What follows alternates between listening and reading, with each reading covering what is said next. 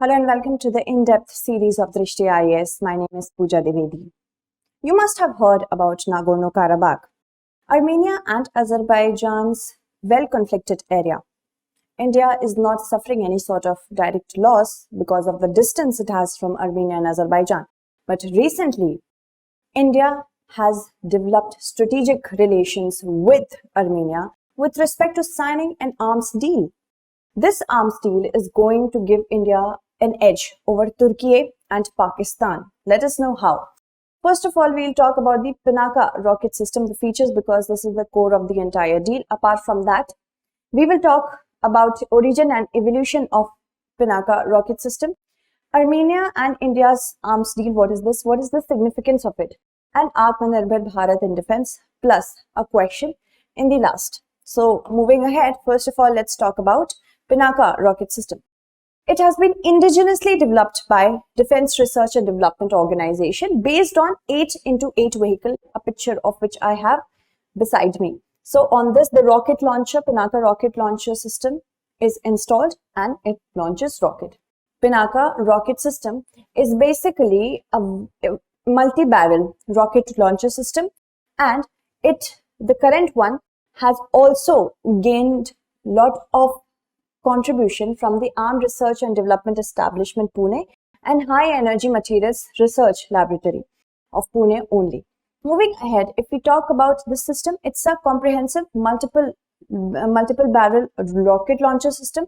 That means simultaneously it can launch many rockets. It's a comprehensive system and it integrates high energy propulsion with sub-munition warheads. That means smaller warheads which is a part of bigger warhead, small warhead, and that is a part of the bigger warhead. Servo control launcher structure as well as fire control computer. It is mounted on a Tata truck for mobility. Okay, moving ahead to know about the other details of it. The rocket launcher can fire 12 HE high explosive rockets in 44 seconds. That is Pinaka rocket 1. And many various dimensions it can attack, such as exposed enemy troops, armored and soft skin vehicles, communication center, air terminal complexes, fuel and ammunition dumps. It can also allow the ground forces to have a deep strike options, and it is capable of hitting critical military installations as well. Very recently, it was installed near the LAC when India was having a standoff at Ladakh. Now, the current upgraded version of the Pinaka is in range of excess 90 kilometers. Okay, moving ahead to the next set. Now, as we talk about the origin and evolution of it, it started in the late 1980s when DRDO started developing it as an alternative to the multi-barrel rocket launching system called the GRAD. This is Russian origin. And Pinaka Mark 1, MK1 in the late 1990s started its trial. The range for attack was 40 kilometers. The upgraded version is extended. Now, it was first used in the battlefield during the Kargil War of 1999 and it was successful in nature. Apart from that, it was shoot and scoot technology. That means once it shot, it had to hide back so that it doesn't become the target. Moving ahead, then we talk about Pinaka Mark 2. It all started in the late 2010s when its trial began. And it is a guided missile system. It takes the help of Indian navigation system for navigation, control and guidance system. And of course, it operates on various modes and can carry different types of warheads as well. This is the second one. Okay, and its range was extended to 70 plus, more than 70 kilometers.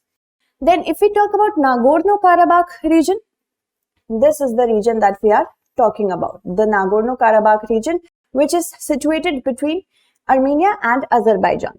So Armenia shares a border with Georgia, okay, Turkey, Iran, and of course Azerbaijan. And Nakhchivan is basically an exclave of Azerbaijan only. Through Nakhchivan, which is an exclave of Azerbaijan, Azerbaijan shares a border with Turkey, Georgia, Russia, and Iran. Now, just delve into the history of it. If we talk about Armenia and Azerbaijan, Armenia is a Christian majority country. Azerbaijan is a Muslim majority country. Azerbaijan is supported by Turkey and Pakistan through a basic cooperation mode which was signed in 2017 between Pakistan, Turkey and Azerbaijan to cooperate in military fields. So because of the help that Azerbaijan gets in the form of weapons from Pakistan and Turkey, it is able to strike a lot on Armenia. Now, Armenia is a Christian majority country. Nagorno Karabakh is basically a Christian majority region. When it was Azerbaijan and Armenia were part of erstwhile Soviet Union, Nagorno Karabakh by Stalin was assigned to Azerbaijan and hence started the war for Nagorno Karabakh. Now, what does India want to do? By having an arms deal with Armenia, first of all, it gains a strategic edge over Pakistan and Turkey. These two countries have been extremely vocal and vociferous about Kashmir in different regional groupings. So for that, we have to understand that India is becoming a part here of this particular, we cannot say officially, but strategically it has become a part of the war. Okay, so moving forward, if we talk about the entire arms deal, we have to understand that the arms deal, official figures are not there, but we must understand it is around 2,000 crore rupees. Many things that will be supplied under this deal will be missiles, rockets and ammunitions. We have to understand that it is the first international purchase order of Pinaka rocket system by Armenia from India, and Nigeria as well as Indonesia are in the line. They are going to order this. Now, if we talk about Pinaka Mk1, India has a capacity of manufacturing about 5,000 per year, and the contract is likely for Pinaka Mk1 MBRLS rather than Pinaka 2 or Pinaka Mark 3. It is designed to replace the Armenian Army's Russian-built BM-21 Grad launchers.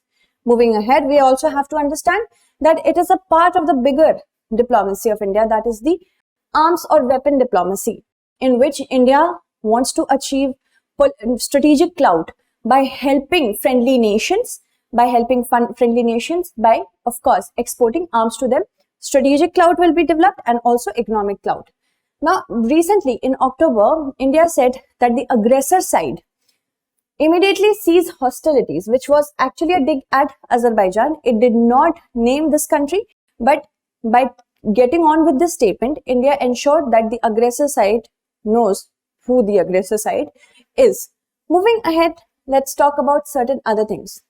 Pinaka MBRL would be extremely effective in any border conflict while targeting armored formations. Why? See, short-range fights will take place with artillery. But if we talk about the long-range fighting near the borders, Pinaka will help a lot. Apart from that, Pinaka and tank missiles aren't drone compatible and are also expensive. This is the drawback of it, that they are not drone capable and they are expensive. Although Pinaka Mk1 and the upgraded version of it, upgraded version is better, but the cost is not very different. Moving ahead, it's actually the same, not even different. Armenia has also eyed Akash missile loitering munition from India amidst the conflict with Azerbaijan. Loitering munition means the missile will loiter over a period of time in an area. Once it gets its target locked, then it will attack. Moving ahead now, if we talk about defense exports industry, we must understand that defense exports have risen to rupees 8,000 crore in the 6 months of the current fiscal year, and we have an aim of getting it up to rupees 35,000 crore by 2025. And in 2014, when we saw a high jump in defense export industry, it accounted for rupees 30,000 crore. And since then, we are seeing continuous jump in defense exports.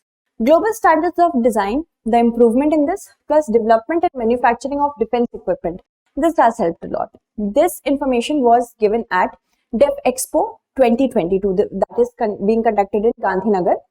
451 agreements related to defense sector with proposed investment of rupees 1.50 lakh crore have been signed in run-up to the DIF Expo, where Pinaka rocket system is also on exhibition. Moving ahead, now we have to understand India is a huge importer of arms, but India also stands among the 25 top exporting countries of arms. So the time is changing.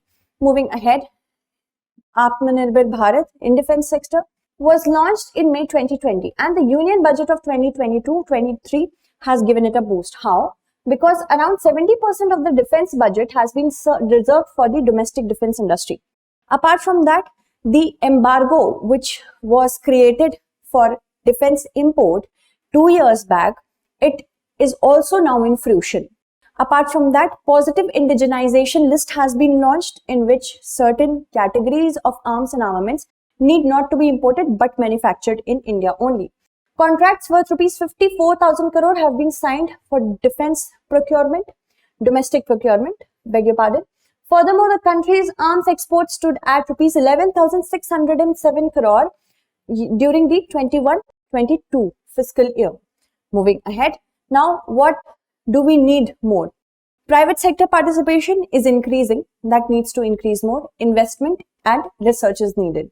Accommodative government rules which provide incentives to such domestic industries so that economies of scale can be created and improved export capability of the country can also be created. Modern defense partner India has become to many Asian countries, including Vietnam. The Make in India movement has also helped India to get investment for manufacturing in India, the raw materials for it, and also India wants to make for the world, make in India and make for the world. So the manifestation of Make India movement goes like from 2018 to 21, the government of India granted acceptance of necessity to over 150 proposals worth rupees more than 2 lakh crore.